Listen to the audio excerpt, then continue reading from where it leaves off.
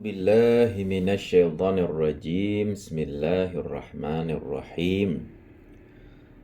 Pada pelajaran Ulumul Quran kali ini saya ingin berbagi tentang maksud penggunaan bahasa Arab di dalam Al-Quran. Sekali lagi, kajian kali ini adalah membahas apa maksud diwahyukan Al-Quran dalam bahasa Arab.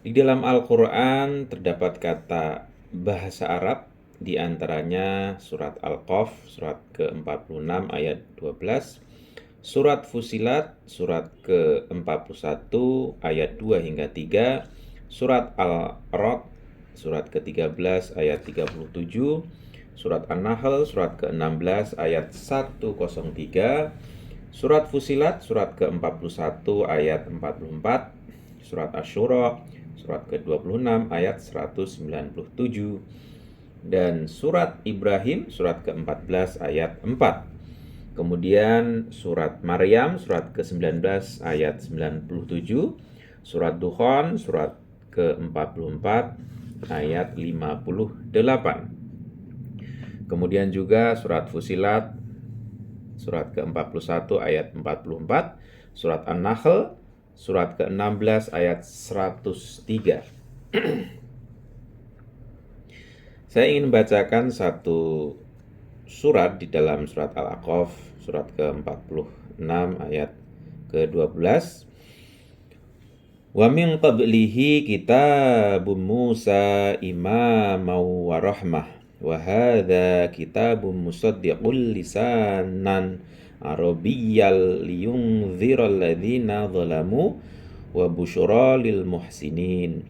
Wa min, dan dari qablihi sebelumnya Al-Quran, kitab Musa imaman pemimpin atau petunjuk, wa rahmah dan rahmat, wa hadza dan ini kitabun musaddiqul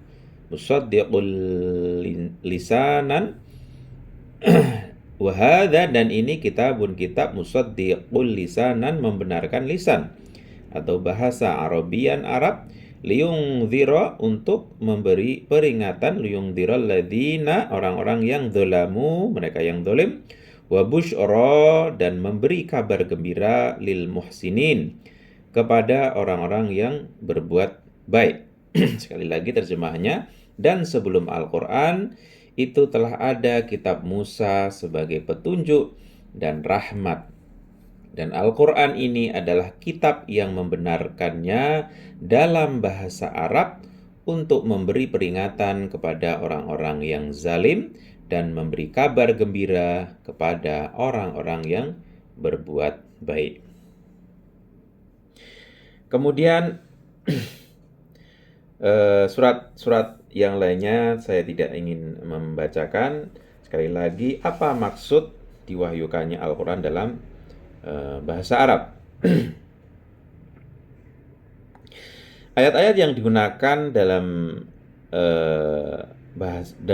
Al-Quran yang menggunakan bahasa Arab sebagai argumen diwahyukannya atau maksud diwahyukannya Al-Quran dalam bahasa Arab memiliki 3 struktur, ya.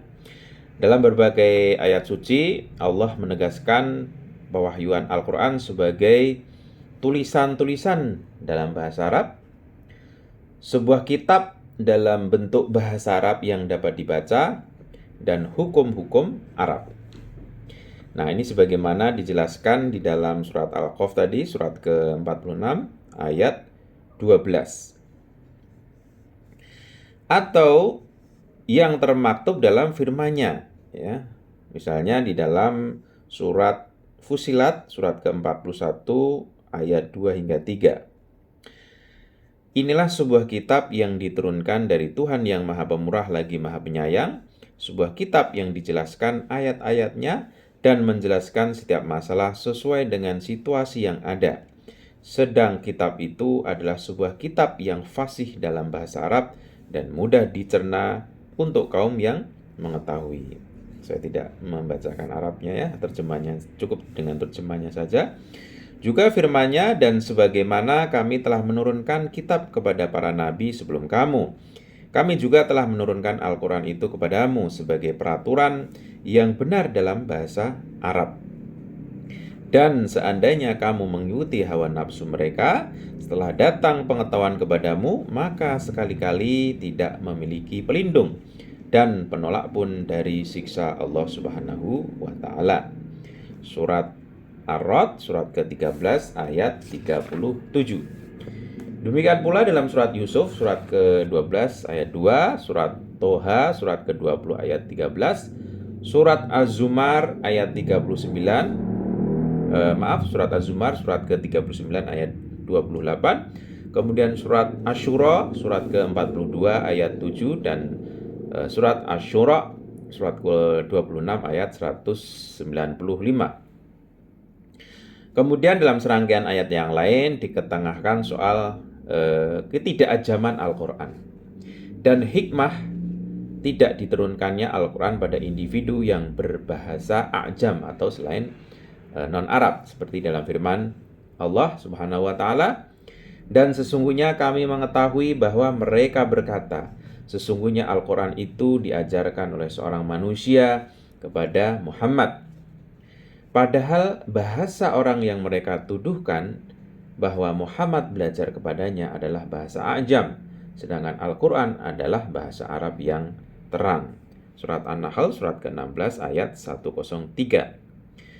Juga firman-Nya yang lain dalam surat Fussilat surat ke-41 ayat 44, dan jika kami jadikan Al-Quran itu suatu bacaan dalam selain bahasa Arab, tentulah mereka mengatakan, mengapa jelas ayat-ayatnya? Apakah patut Al-Quran dalam bahasa asing, sedang Rasul adalah orang Arab?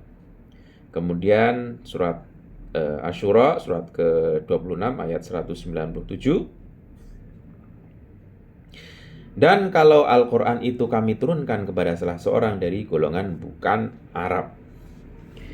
Kemudian ayat-ayat yang serupa seperti dalam surat Zuhruf surat ke-43 ayat 3 dan surat Asy-Syura surat ke-42 ayat 7. Nah, kelompok ketiga ini terdiri dari ayat-ayat yang membicarakan soal diutusnya setiap nabi dengan bahasa kaumnya. Kemudian juga serta dimudahkannya Al-Quran dengan bahasa Rasulullah. Seperti ayat misalnya, kami tidak mengutus seorang Rasul pun, melainkan dengan bahasa kaumnya, supaya ia dapat memberi penjelasan dengan terang kepada mereka. Surat Ibrahim, surat ke-14 ayat 4. Kemudian surat yang lain, sesungguhnya telah kami mudahkan Al-Quran itu dengan bahasamu, agar dengan kamu dapat memberi kabar gembira kepada orang-orang bertakwa, dan agar kamu memberi peringatan kepada kaum yang membangkang. Dan juga di dalam surat Maryam surat ke-19 ayat 97, dan sesungguhnya kami mudahkan Al-Quran itu dengan bahasa supaya mereka ingat.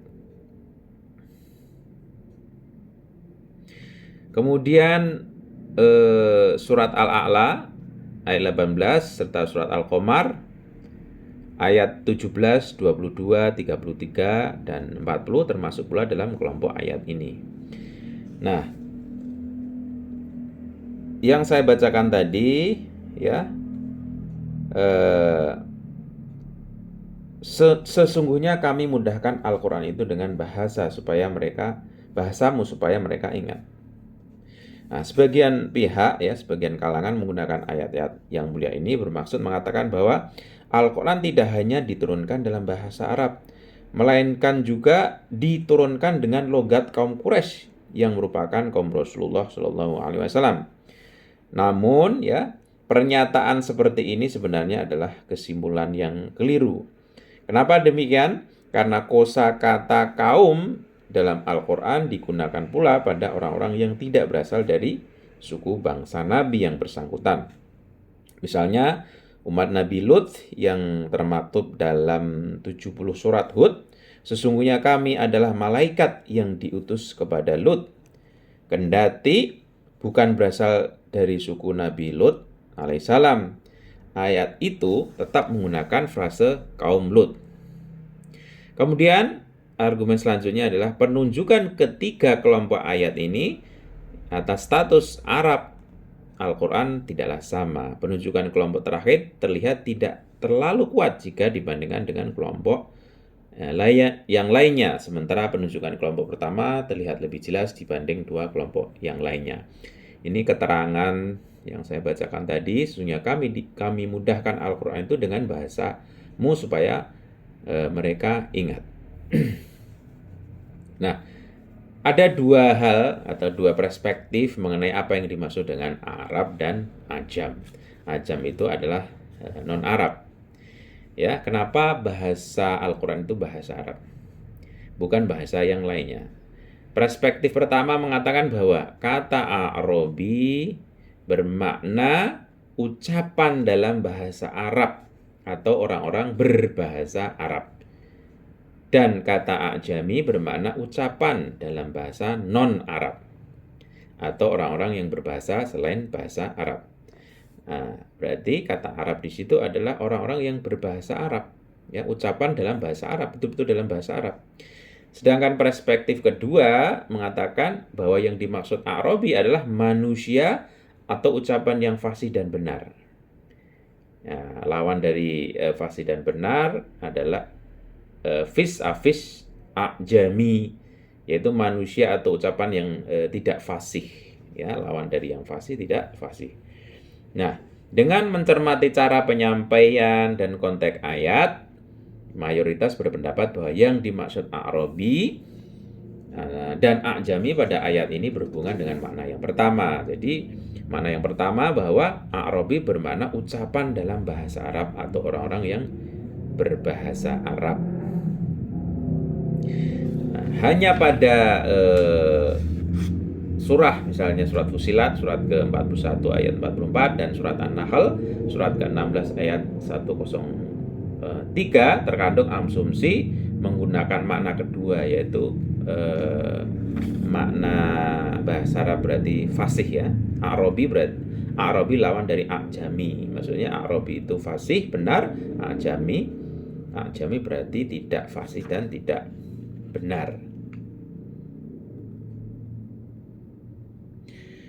Demikian tadi penjelasan singkat dari maksud kenapa Al-Quran menggunakan bahasa Arab. Sekali lagi, makna harfiah di dalam bahasa Arab yang dicantumkan dalam Al-Quran itu sangat banyak sekali. Saya tadi sudah menyebutkan ada 1, 2, 3, 4, 5, 6, 7, 8, 9, 10, ya 10, 11, 12, 13, ya kurang lebih 13 surat di dalam Al-Quran yang menyatakan bahwa Al-Quran itu menggunakan bahasa Arab. Dan perspektif kenapa atau maksud digunakan bahasa Arab ada dua.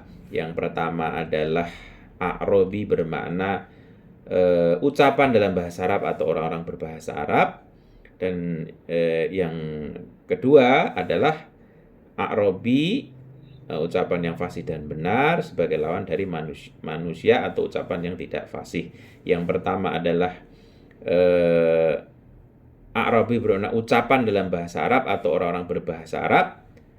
Dan Ajami berarti bermakna ucapan dalam bahasa non-Arab. Demikian tadi, semoga bermanfaat. Sekian, wassalamualaikum warahmatullahi wabarakatuh.